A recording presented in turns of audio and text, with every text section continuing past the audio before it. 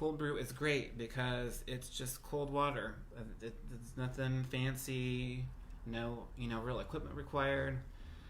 So it's a little more foolproof. You just leave the tea in the water overnight, and boom, it just transforms.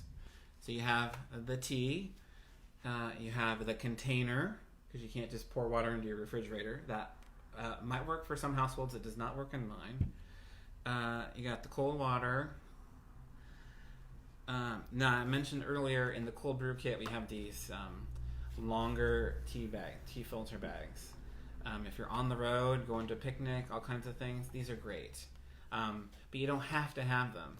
You can just put it in the container and then strain it out later. And so that's what I'm just going to show you right now. First, you open the vessel. Pretty straightforward.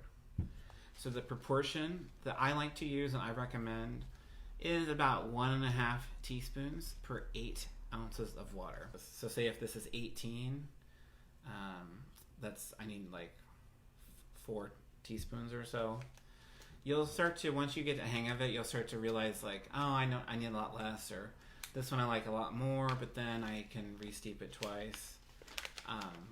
So feel free to experiment. I feel like people really want specifics, and it's not like baking a cake and the cream of tartar has to be an exact amount. It's a little more to taste. So all you do, you get the tea, right? You get, kind of the flat teaspoon. So let's say we're just going to do 3 for this.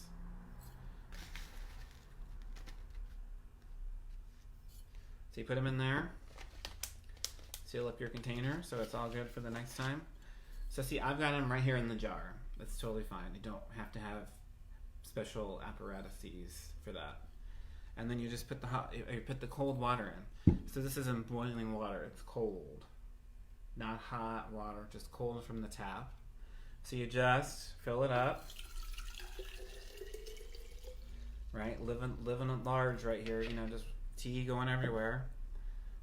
Put a lid on it because you don't want it to taste like your leftovers. That's weird. So you put the lid on. You don't need to shake it. You don't need to, you can bless it if you would like. Nothing special. And then this goes in the refrigerator overnight. It really needs about 8 hours. I like to say overnight because then it's really simple. You're not really having to overthink it. It's just overnight, period. That's it. But if you're in a rush, like if you're having an evening party, you could put it in first thing in the morning and then get it, right before the party starts. Now, what happens, you get this jar out of the fridge and it's going to have a beautiful color, and you just strain it using like a kitchen strainer, piece of cheesecloth, anything. This goes in the fridge. And so by the magic of the internet, look at that. It comes out of the fridge, it's cold, it's dark, like magic.